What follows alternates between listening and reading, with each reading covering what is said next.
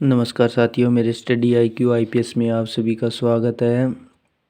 आज मैं आपको लूसेंट बुक का 20वां पार्ट करवाने जा रहा हूँ, जो कि है गुप्त साम्राज्य। पहले जो टॉपिक करवाए हैं वो एक बार आप वीडियो देख लेना। कल करवाया था मैं शक प्लस कुषाण। आज मैं करवाने जा रहा हूँ गुप्त साम्राज्य। सभी साथी वीडियो को ध्यान से ज़रूर देखें और ये साथ में अंडरलाइन करते जाएं। आप सभी को जिस भाई को समझ में नहीं आ रहा है ना, वो कमेंट कर दें एक बार। चलो मैं अगला पार्ट स्टार्ट करता हूँ, गुप्त साम्राज्य। अगला नेक्स्ट पार्ट है गुप्त साम्राज्य। गुप्त साम्राज्य का उदय 3वीं शताब्दी के अंत में प्रयाग के निकट कौशाम्बी में हुआ था। गुप्त साम्राज्य का उदय 3वीं शताब्दी के अंत में प्रयाग के निकट कौशाम्बी में हुआ था। गुप्त वंश का शासक श्रीगुप्त 240 से 280 ईस्वी में था। श्रीगुप्त का उत्तराधिकारी घटोत्कच 280 से 320 ईस्वी में हुआ। गुप्त वंश का प्रथम महान सम्राट चंद्रगुप्त प्रथम था। गुप्त वंश का जो प्रथम महान सम्राट था ना, वो चंद्रगुप्त प्रथम था।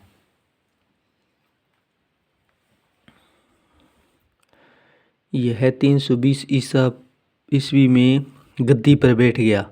इसे लिच्छवी कुमारी देवी से विवाह किया। इसे महाराजाधिराज की उपाधि धारण की।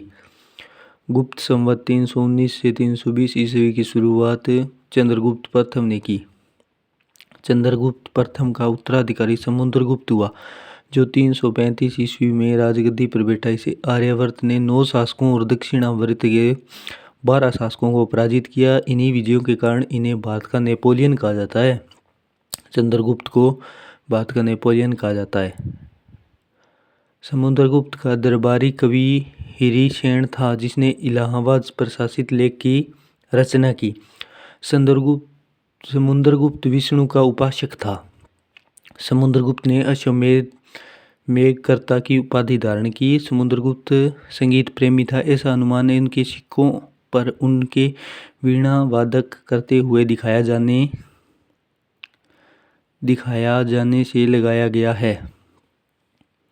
समुद्रगुप्त ने विक्रम की उपाधि धारण की थी। इसे कविराज भी कहा जाता है। समुद्रगुप्त ने विक्रम की उपाधि धारण की। इसे कविराज भी कहा जाता है। समुद्रगुप्त का उत्तराधिकारी चंद्रगुप्त सेकंड था, जो 380 ईस्वी में राजगद्दी पर बैठा। चंद्रगुप्त सेकंड के शासनकाल में चीनी बौद्ध यात्री फाहियान भारत आए। शकों पर विजय के उपलक्ष्य में चंद्रगुप्त सेकंड ने चांदी के सिक्के चलाए। शकों के विजय के उपलक्ष्य में चंद्रगुप्त सेकंड ने चांदी के सिक्के चलाए।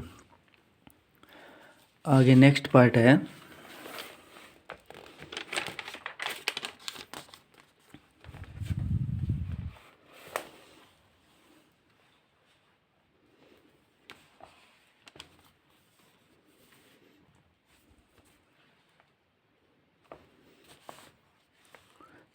चंद्रगुप्त सेकंड का उत्तराधिकारी कुमारगुप्त फर्स्ट या गोविंद गुप्त 415 ईस्वी से 454 ईस्वी हुआ। नालंदा विश्वविद्यालय की स्थापना कुमारगुप्त ने की थी। जो नालंदा विश्वविद्यालय की स्थापना है ना, वो कुमारगुप्त ने की थी।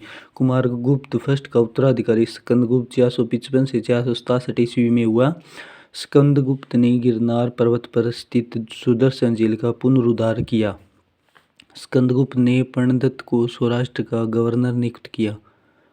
स्कंदगुप्त ने पर्णदत्त को सौराष्ट्र का गवर्नर नियुक्त किया। स्कंदगुप्त के शासनकाल में हूणों का आक्रमण शुरू हो गया था। अंतिम गुप्त शासक विष्णुगुप्त था। जो अंतिम शासक था ना, उसका अंतिम शासक विष्णुगुप्त था। गुप्त साम्राज्य की सबसे बड़ी प्रादेशिक इकाई देश थी, जिसके शासन को गोपना कहा जाता था। एक दूसरी प्रादेशिक इकाई भुक्ति थी, जिसके शासन उपासक कहलाते थे। भुक्ति के नीचे विषय नामक प्रशासनिक इकाई होती थी, जिसके प्रमुख विषयपति कहलाते थे। पुलिस विभाग का मुख्य अधिकारी दंडपाशीक कहलाता था।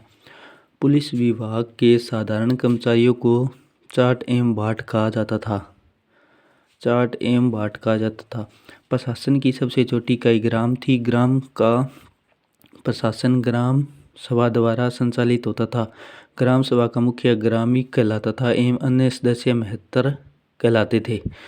ग्राम समूह की छोटी इकाई को पेट कहा जाता था।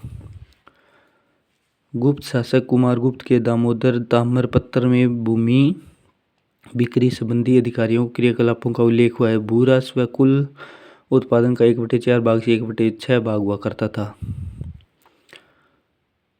आर्थिक उपयोगिता के आधार पर निम्न भूमि क्षेत्र कृषि करने योग्य भूमि, वास्तु वास करने के लिए जो रहने के लिए भूमि होती है, चारागाह पशुओं को चराने की भूमि, सील ऐसी भूमि जो जोतने योग्य नहीं होती, जो जिसमें कंकड़ पत्थर पड़े होते हैं।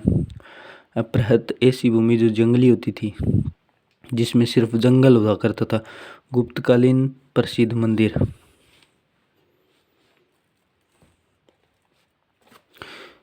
विष्णु मंदिर तिगवा जबलपुर मध्य प्रदेश में, शिव मंदिर बुमरा नागौदा मध्य प्रदेश में, पार्वती मंदिर नैना कुठार मध्य प्रदेश में, दशावतार मंदिर देवगढ़ ललितपुर उत्तर प्रदेश में, शिव मंदिर खोह नागौद मध्य प्रदेश में, भीतरगांव का मंदिर लक्ष्मी मंदिर भीतरगांव कानकपुर उत्तर प्रदेश ईंटों द्वारा निर्मित है। सिंचाई के लिए रहट या घंटी यंत्र का प्रयोग होता था। श्रेणी के प्रधान को ज्येष्ठक कहा जाता था।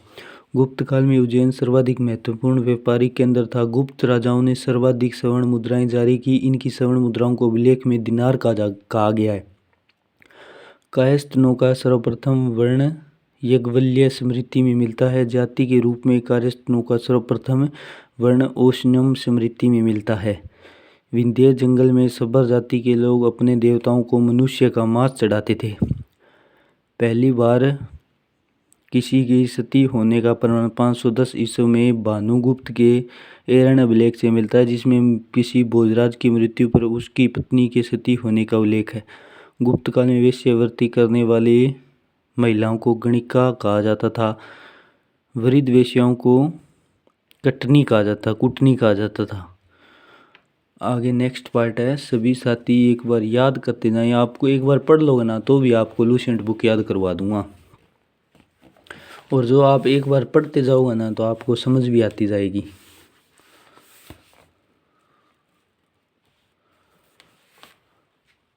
गुप्त सम्राट वैष्णव धर्म के अनुयायी थे तथा उन्हें इसे राज धर्म बनाया गया। विष्णु का वाहन गरुड़ गुप्तों का राज चिन्ह था। गुप्तों में वैष्णव धर्म संबंधी सबसे महत्वपूर्ण अवशेष देवगढ़ का दशावतार मंदिर यह बेतवा नदी के तट पर स्थित है। अजंता में कुल 29 गुफाओं में वर्तमान में केवल 6 ही शेष है, जिसे गुफा संख्या 16-17 की गुप्तकालीन है। इसमें गुफा संख्या 16 में उत्कर्णी मरणासन राजकुमारी का चित्र प्रशंसनीय है। ये इतना पॉइंट महत्वपूर्ण नहीं है। अजंता की गुफाएं बौद्ध धर्म की महायान शाखा से संबंधित है। गुप्त काल में निर्मित अन्य गुफा बाघ की गुफा है, जो बाघ जिला धार मध्य प्रदेश नामक स्थान पर विंध्य पर्वत को काटकर बनाई गई है। चंद्रगुप्त सेकंड के शासनकाल में संस्कृत भाषा का सबसे प्रसिद्ध कवि कालिदास था। चंद्रगुप्त सेकंड था ना, उसके समय सबसे प्रसिद्ध कवि था कालिदास। चंद्रगुप्त सेकंड के दरबार में रहने वाला आयुर्वेदाचार्य धन्वंतरी थे। गुप्त काल में विष्णु शर्मा द्वारा लिखित पंचतंत्र संस्कृत को संसार का सर्वाधिक प्रचलित ग्रंथ माना जाता है। बाइबल के बाद इसका दूसरा स्थान है। सबसे 5 भागों में बांटा गया है। मित्रभेद, मित्रलाभ, क्षत्रिय विग्रह, लव प्राणास, अप्रिकासा, ऋतव। आर्यभट्ट ने सूर्य सिद्धांत नामक ग्रंथ लिखे। इसने सर्वप्रथम बताया कि पृथ्वी सूर्य के चारों ओर घूमती है। चंद्रगुप्त सेकंड के दरबार में रहने वाले प्रमुख विद्वान वारमीहिर, धन्वंतरी, ब्राह्मणगुप्त आदि थे। पुराणों की वर्तमान रूप में रचना गुप्त काल में हुई से ऐतिहासिक परंपराओं का उल्लेख है।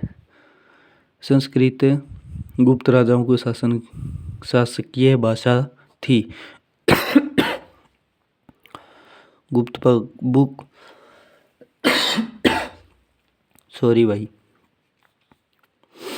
गुप्त काल में चांदी के सिक्कों को रुपयका कहा जाता था। याज्ञवल्क्य, नारद, कात्यायन एवं बृहस्पति स्मृतियों की रचना गुप्त काल में हुई। मंदिर बनाने की कला को गुप्त काल में ही हुआ। त्रिमूर्ति की अवधारणा का विकास गुप्त काल में हुआ था। गुप्त काल लौकिक साहित्य की सृजना के लिए स्मरणीय भाषा के 13 नाटक, इसी काल के शूद्रक का लिखना नाटक मृच्छकटिम या माटी की खिलौना गाड़ी जिसे निर्धन ब्राह्मण के साथ वेश्या का प्रेम व्यतीत प्राचीन नाटकों में सर्वोत्कृष्ट माना जाता है। कालिदास की कृति अभिज्ञान शाकुंतलम प्रथम भारतीय रचना है जिसका अनुवाद यूरोपीय भाषा में हुआ है। ऐसी दूसरी रचना है भागवत गीता।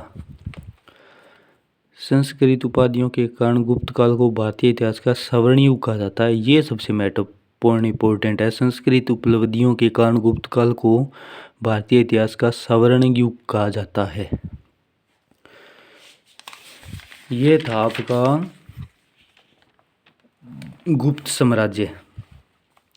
ये टॉपिक आप सभी एक बार जरूर याद कर लें